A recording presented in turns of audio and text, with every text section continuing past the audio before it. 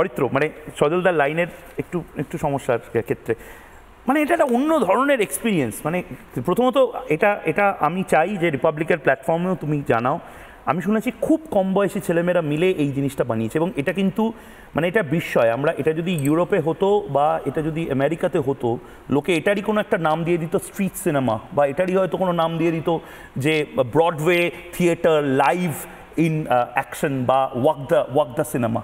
আমরা বলেই হয়তো এটার মধ্যে রাজনীতি ঢুকিয়ে মানে এটার সেলিব্রেশন আমরা করছি না। অরিত্র, দেখুন, প্রথমেই আপনাকে আমার সহ প্যানেলিস্টদের, গুরুজনদের এবং যারা দেখছেন তাদেরকে এবং অবশ্যই মুচিপাড়া থানার সমস্ত অফিসারকে আমার শুভ বিজয়ার প্রণাম এবং নমস্কার জানাচ্ছি।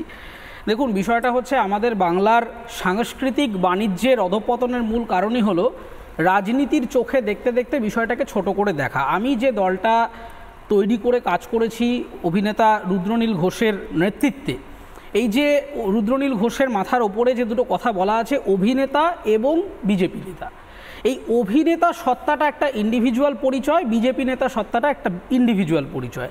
আমি অভিনেতা রুদ্রনীল ঘোষের সাথে ক্যামেরার সামনে যেরকম অভিনয় করেছি, ক্যামেরার পেছনেও একাধিক ফিল্ম প্রজেক্টে কাজ করেছি, কিন্তু এই প্রজেক্টটা আমাদের কাছে একটা অন্যরকম অভিজ্ঞতা হলো। তার কারণ এতদিন মানে চলচ্চিত্র আমরা মূলত যে ধরনের পরিবেশে দেখে অভ্যস্ত, একটা বন্ধ ঘরে আলো নিভিয়ে মানুষজন দেখছে, সিনেমা বা ভিডিও বা যদি আমরা ইউটিউবেও দেখি একটা নির্দিষ্ট পরিবেশে দেখছি।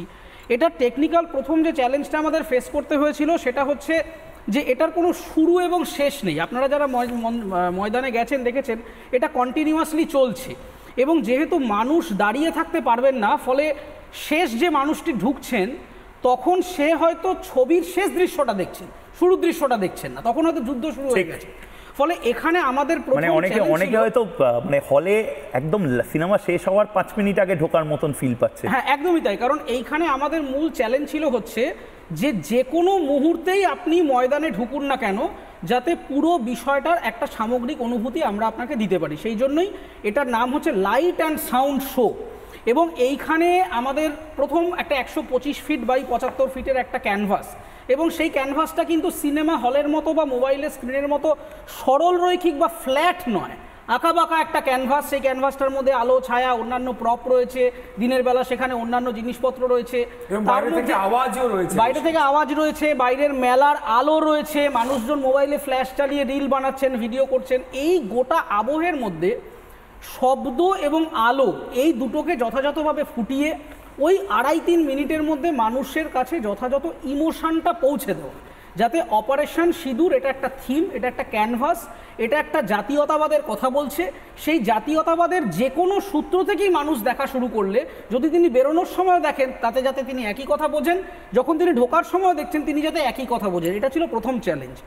এবং টিমটা যখন কম্পোজ হয়েছিল আমার খুব অবাক লাগলো, আজকে অনিন্দদা এই কথা বললেন। দেখুন, একটা টিমের মধ্যে বিজেপি তৃণমূল বলে কিছু হয় না, কারণ আমার টিমে যারা কাজ করেছেন প্রত্যেকের বয়স 21, 22, 23, এমনকি 19 বছরের একটি ছেলেও ছিলেন যে এই টেকনোলজিক্যাল জায়গাটা নিয়ে তারা কাজ করেছেন।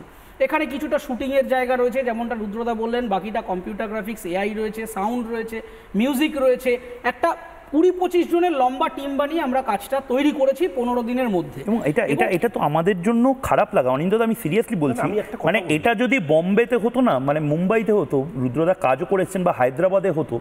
আমি দেখেছিলাম শাশ্বত চ্যাটার্জি যখন কলকির অভিনয় করছিলেন তখন খবর আসে যে রাজামৌলির সিনেমা অস্কার পেয়েছে।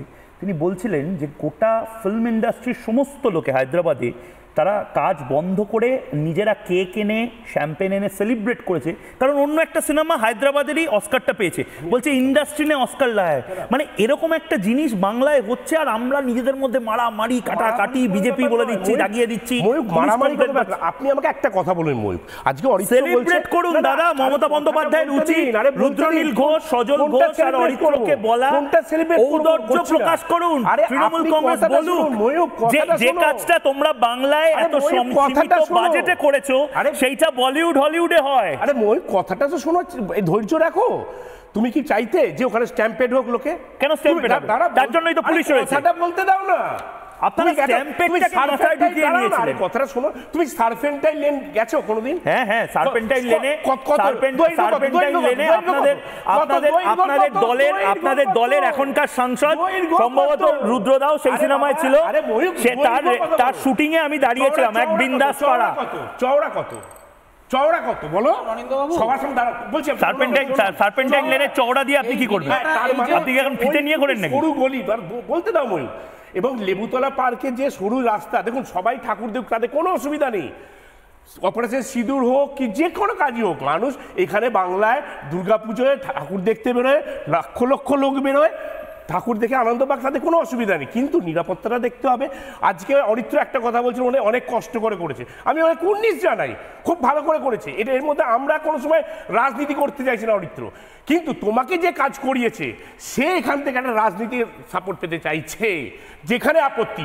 আজকে দেশপ্রিয় পার্কে যখন আমাকে ফোন করলো কেন? আমি তো অভিযুক্ত আসামি নই। আমি কি অভিযুক্ত আসামি?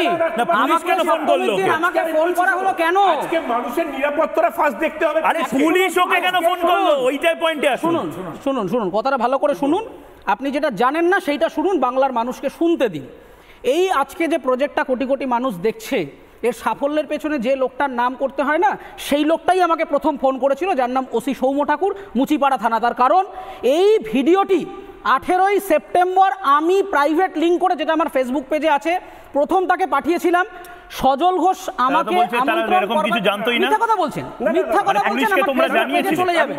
এবং প্রথম যে মানুষটির সাথে আমার টিম কথা শুনে নিন, প্রথম যে মানুষটির সাথে ক্লাব থেকে বেরিয়ে ফিজিক্যালি থানায় উপস্থিত হয়ে যে মানুষটির সাথে আমি কথা বলেছিলাম, তার নাম সৌম্য ঠাকুর, মুচিপাড়া থানার ওসি। সেই ব্যক্তি প্রথম দিন আমাকে ফোন করে, এবং তার পরের মাঝের কথাগুলো আমি টেলিভিশনে দিচ্ছি না, সেটা ডিপার্টমেন্টাল এনকোয়ারি হলে লালবাজারে দেবো।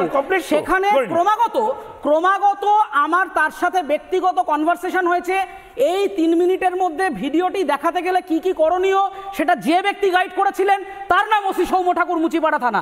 কিন্তু আমার খারাপ লাগার জায়গা যে এই ওসি সৌম্য ঠাকুরের নেতৃত্বে পরের দিন সকালবেলা, আমি তখন মেট্রোয় ট্রাভেল করছি, জিপিএস লোকেশন ট্র্যাক করে দেখে নেবেন, সপ্তমীর দিন সকালে আমাকে ফোন করে অভিযুক্ত আসামির মতো জানতে চাওয়া হয়েছিল যে আমি কোথায় আছি, ওসির নির্দেশ আমাকে নোটিশ নিতে হবে। আমি নোটিশটা রিজেক্ট করেছিলাম। যে আপনার যদি মনে হয়ে থাকে যে আমি এবং আমার টিম এসটার রাজনীতি করতে ওখানে যায়নি, আমরা সৃজনশীল কাজ করতে গেছিলাম, তাহলে ওসি সৌম্য ঠাকুরের নির্দেশে একদম আমার সময় শেষ হয়ে যাবে। দিয়ে অন্যায় আজকে কোনো অসুবিধা নেই, আপনি সৃজনশীল কাজ করেন, স্বীকার করুন। সমস্যাটা কোথায় জানেন তো, আজকে যে পরিমাণ লোক ওখানে চলে গেছে, আজকে যেমন আমি বলছি দেশপ্রিয় পার্কে বড় সারা কলকাতা কেন সারা পশ্চিমবঙ্গে জেনে গেছিল, অ্যাড পড়েছিল, কিন্তু তা সত্ত্বেও বন্ধ করতে বাধ্য হয়েছিল। কেন বাধ্য হয়েছিল? যে মানুষের জীবনটা আগে। তো একদম বুঝতে পেরেছি, বুঝে গেছি। আজকে কে দায়িত্ব নেবে? বলতে পারবে কেউ দায়িত্ব নেবে?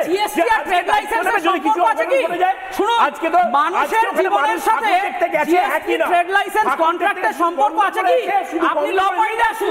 আজকে যদি ওসি মুচিপাড়ার মনে হতো শোটা বন্ধ করবে, তিনি ইনজাংশন দিয়ে শোটা বন্ধ করতে পারতেন। তিনি ভেন্ডারদের ফোন করে ক্লাবের সাথে কন্ট্রাক্ট, জিএসটি এবং তাদের ট্রেড লাইসেন্স চেয়েছে। আরে বাবা শুনুন, আপনি কেস করুন, সেগুলো নিয়ে কেস করুন, সেটা নিয়ে কথা নয়, সেটা নিয়ে কথা নয়। আমার সেগমেন্টে শেষ। কমিশন দিয়ে পুলিশ মন্ত্রী এই কাজটা করেছেন।